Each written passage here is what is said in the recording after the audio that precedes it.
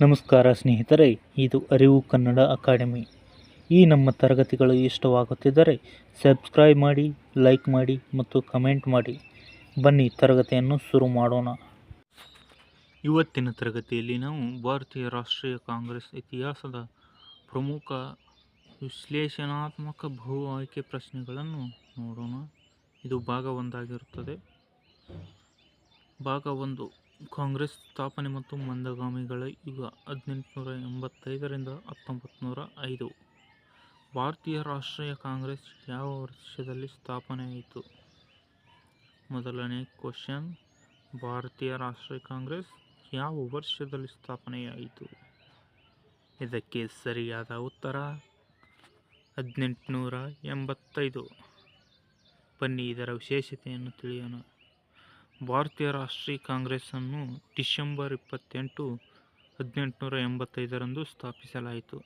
ಇದರ ಮೊದಲ ಸಭೆಯನ್ನು ಮೊದಲು ಪುಣೆಯಲ್ಲಿ ನಡೆಸಲು ತೀರ್ಮಾನಿಸಲಾಗಿತ್ತು. ಆದರೆ ಅಲ್ಲಿ ಪ್ಲೇಗ್ ಕಾಯಿಲೆ ಹರಡಿದ್ದರಿಂದ ಮುಂಬೈಗೆ ಸ್ಥಳಾಂತರಿಸಲಾಯಿತು. ಇಲ್ಲಿ ನೀವು ಗಮನಿಸಬೇಕಾದ ಅಂಶವೇನೆಂದರೆ, ಪ್ರತಿಯೊಂದು ಕಾಂಗ್ರೆಸ್ ಸಮ್ಮೇಳನಗಳು ಕೂಡ ಡಿಸೆಂಬರ್ ತಿಂಗಳಿನಲ್ಲಿಯೇ ನಡೆಯುತ್ತವೆ. ಅದಕ್ಕೆ ಕಾರಣ ಭಾರತೀಯ ರಾಷ್ಟ್ರೀಯ ಕಾಂಗ್ರೆಸ್ ಡಿಸೆಂಬರ್ ತಿಂಗಳಲ್ಲೇ ಸ್ಥಾಪನೆಯಾಗಿದೆ. ರಾಷ್ಟ್ರೀಯ ಕಾಂಗ್ರೆಸ್ ಸ್ಥಾಪನೆಯಾದಾಗ ಭಾರತದ ವೈಸ್ರಾಯ್ ಯಾರಾಗಿದ್ದರು? ರಾಷ್ಟ್ರೀಯ ಕಾಂಗ್ರೆಸ್ ಸ್ಥಾಪನೆಯಾದಾಗ ಭಾರತದ ವೈಸ್ರಾಯ್ ಯಾರಾಗಿದ್ದರು? ಇದಕ್ಕೆ ಸರಿಯಾದ ಉತ್ತರ ಲಾರ್ಡ್ ಡಫರಿನ್. ಇದರ ವಿಶ್ಲೇಷಣೆ ಏನೆಂದರೆ, ಕಾಂಗ್ರೆಸ್ ಸ್ಥಾಪನೆಯಾದಾಗ ಲಾರ್ಡ್ ಡಫರಿನ್ ಭಾರತದ ಬ್ರಿಟಿಷ್ ವೈಸ್ರಾಯ್ ಆಗಿದ್ದರು. ಆರಂಭದಲ್ಲಿ ಬ್ರಿಟಿಷ್ ಸರ್ಕಾರವು ಭಾರತೀಯರ ಆಕ್ರೋಶವನ್ನು ಶಾಂತಿಯುತವಾಗಿ ಹೊರಹಾಕಲು ಇದೊಂದು ಸೇಫ್ಟಿ ವಾಲ್ ಅಂತ ಭಾವಿಸಿತ್ತು. ಆದರೆ ಮುಂದೆ ಇದೇ ಮುಳುವಾಗುತ್ತದೆ ಎಂದು ಅವರಿಗೆ ಗೊತ್ತಿರಲಿಲ್ಲ. ಬನ್ನಿ ಮೂರನೇ ಪ್ರಶ್ನೆಯನ್ನು ನೋಡೋಣ. ಭಾರತೀಯ ರಾಷ್ಟ್ರೀಯ ಕಾಂಗ್ರೆಸ್ನ ಅಧಿಕೃತ ಸಂಸ್ಥಾಪಕರು ಯಾರು? ಇದಕ್ಕೆ ಸರಿಯಾದ ಉತ್ತರ ಎ.ಓ. ಹ್ಯೂಮ್. ನಿವೃತ್ತ ಬ್ರಿಟಿಷ್ ನಾಗರಿಕ ಸೇವಾ ಅಧಿಕಾರಿ ಅಲನ್ ಒಕ್ಟೇವಿಯನ್ ಹ್ಯೂಮ್ ಅವರು ದೇಶದ ವಿವಿಧ ಭಾಗಗಳ ಸುಶಿಕ್ಷಿತ ನಾಯಕರನ್ನು ಒಂದೇ ವೇದಿಕೆಗೆ ತರಲು ಪ್ರಮುಖ ಕಾರಣಕರ್ತರಾಗಿದ್ದರು. ಕಾಂಗ್ರೆಸ್ನ ಮೊದಲ ಅಧಿಕೃತ ಅಧಿವೇಶನ ಎಲ್ಲಿ ನಡೆಯಿತು? ಇದಕ್ಕೆ ಸರಿಯಾದ ಉತ್ತರ ಮುಂಬೈ. ಕಾಂಗ್ರೆಸ್ನ ಪ್ರಥಮ ಅಧಿವೇಶನವು ಮುಂಬೈನ ಗೋಕುಲ್ದಾಸ್ ತೇಜ್ಪಾಲ್ ಸಂಸ್ಕೃತ ಕಾಲೇಜಿನಲ್ಲಿ ನಡೆಯಿತು. ದೇಶದ ವಿವಿಧ ಪ್ರಾಂತ್ಯಗಳಿಂದ ಒಟ್ಟು 72 ಡೆಲಿಗೇಟ್ಸ್ ಇದರಲ್ಲಿ ಭಾಗವಹಿಸಿದ್ದರು. ಬನ್ನಿ 5ನೇ ಪ್ರಶ್ನೆಯನ್ನು ನೋಡೋಣ. ಭಾರತೀಯ ರಾಷ್ಟ್ರೀಯ ಕಾಂಗ್ರೆಸ್ನ ಪ್ರಥಮ ಅಧ್ಯಕ್ಷರು ಯಾರಾಗಿದ್ದರು? ಇದಕ್ಕೆ ಸರಿಯಾದ ಉತ್ತರ ಉಮೇಶ್ ಚಂದ್ರ ಬ್ಯಾನರ್ಜಿ ಅಥವಾ W.C. ಬ್ಯಾನರ್ಜಿ. ಕಲ್ಕತ್ತಾದ ಪ್ರಸಿದ್ಧ ನ್ಯಾಯವಾದಿ W.C. ಬ್ಯಾನರ್ಜಿ ಅವರು ಮುಂಬೈನಲ್ಲಿ ನಡೆದ ಮೊದಲ ಅಧಿವೇಶನದ ಅಧ್ಯಕ್ಷರಾಗಿ ಸರ್ವಾನುಮತದಿಂದ ಆಯ್ಕೆಯಾದರು. ಬನ್ನಿ 6ನೇ ಪ್ರಶ್ನೆಯನ್ನು ನೋಡೋಣ. ಮುಂಬೈನಲ್ಲಿ ನಡೆದ ಮೊದಲ ಕಾಂಗ್ರೆಸ್ ಅಧಿವೇಶನದಲ್ಲಿ ಭಾಗವಹಿಸಿದ ಪ್ರತಿನಿಧಿಗಳ ಸಂಖ್ಯೆ ಎಷ್ಟು?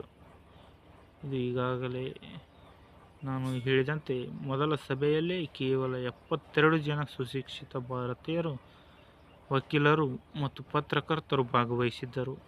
ಆದರೆ ವರ್ಷಗಳು ಕಳೆದಂತೆ ಇದು ಲಕ್ಷಾಂತರ ಜನರ ಬೃಹತ್ ಚಳವಳಿಯಾಗಿ ರೂಪಾಂತರಗೊಂಡಿತು. ಬನ್ನಿ 7ನೇ ಪ್ರಶ್ನೆಯನ್ನು ನೋಡೋಣ. ಭಾರತದ ವೃದ್ಧ ಪಿತಾಮಹ, grand old man of India ಎಂದು ಯಾರನ್ನು ಕರೆಯಲಾಗುತ್ತದೆ? ಇದಕ್ಕೆ ಸರಿಯಾದ ಉತ್ತರ ದಾದಾಬಾಯಿ ನವರೋಜಿ. ದಾದಾಬಾಯಿ ನವರೋಜಿಯವರು ಬ್ರಿಟಿಷ್ ಸಂಸತ್ತಿಗೆ ಆಯ್ಕೆಯಾದ ಮೊದಲ ಭಾರತೀಯರಾಗಿದ್ದಾರೆ. ಅವರು 3 ಬಾರಿ ಕಾಂಗ್ರೆಸ್ ಅಧಿವೇಶನದ ಅಧ್ಯಕ್ಷತೆ ವಹಿಸಿದರು. ಇವರು ಬರೆದ ಸಂಪತ್ತಿನ ಸೋರಿಕೆ ಸಿದ್ಧಾಂತವು ಅತ್ಯಂತ ಪ್ರಸಿದ್ಧತೆಯನ್ನು ಪಡೆದಿದೆ.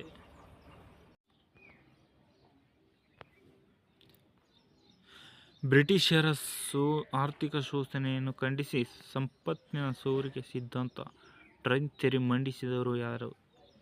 ಈಗಾಗಲೇ ಕಳೆದ ಪ್ರಶ್ನೆಯಲ್ಲಿ ನಾವು ಹೇಳಿದಂತೆ ಇದಕ್ಕೆ ಸರಿಯಾದ ಉತ್ತರ ದಾದಾಬಾಯಿ ನವರೋಜಿ.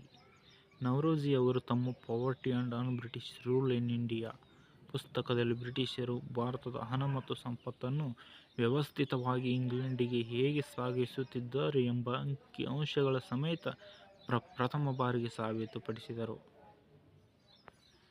ಪ್ರಶ್ನೆ 9. ಭಾರತೀಯ ರಾಷ್ಟ್ರೀಯ ಕಾಂಗ್ರೆಸ್ನ ಮೊದಲ ಮುಸ್ಲಿಂ ಅಧ್ಯಕ್ಷರು ಯಾರಾಗಿದ್ದರು? ಇದಕ್ಕೆ ಸರಿಯಾದ ಉತ್ತರ ಬದ್ರುದ್ದೀನ್ ತ್ಯಾಬ್ಜಿ. ಬದ್ರುದ್ದೀನ್ ತ್ಯಾಬ್ಜಿ ಅವರು 1887ರ ಮದ್ರಾಸ್ನಲ್ಲಿ ನಡೆದ ಥರ್ಡ್ ಕಾಂಗ್ರೆಸ್ ಅಧಿವೇಶನದ ಅಧ್ಯಕ್ಷರಾಗಿದ್ದರು. ಕಾಂಗ್ರೆಸ್ನ ಎಲ್ಲ ಧರ್ಮದ ಭಾರತೀಯರನ್ನು ಪ್ರತಿನಿಧಿಸುತ್ತದೆ ಎಂಬುದನ್ನು ಬ್ರಿಟಿಷರಿಗೆ ಇದು ತೋರಿಸಲು ಒಂದು ನೆರವಾಯಿತು. ಪ್ರಶ್ನೆ 10. ರಾಷ್ಟ್ರೀಯ ಕಾಂಗ್ರೆಸ್ನ ಮೊದಲ ಮಹಿಳಾ ಅಧ್ಯಕ್ಷರು ಯಾರು? ಇದಕ್ಕೆ ಸರಿಯಾದ ಉತ್ತರ ಅನಿ ಬೆಸೆಂಟ್. ಐರಿಷ್ ಮೂಲದ ಅನಿ ಬೆಸೆಂಟ್ ರವರು 1917ರ ಕಲ್ಕತ್ತಾ ಅಧಿವೇಶನದ ಅಧ್ಯಕ್ಷರಾಗುವ ಮೂಲಕ ಕಾಂಗ್ರೆಸ್ ಇತಿಹಾಸದ ಮೊದಲ ಮಹಿಳಾ ಅಧ್ಯಕ್ಷರಾದರು. ಅವರು ಭಾರತದಲ್ಲಿ ಹೋಮ್ ರೂಲ್ ಚಳುವಳಿಯ ನೇತೃತ್ವ ವಹಿಸಿದರು.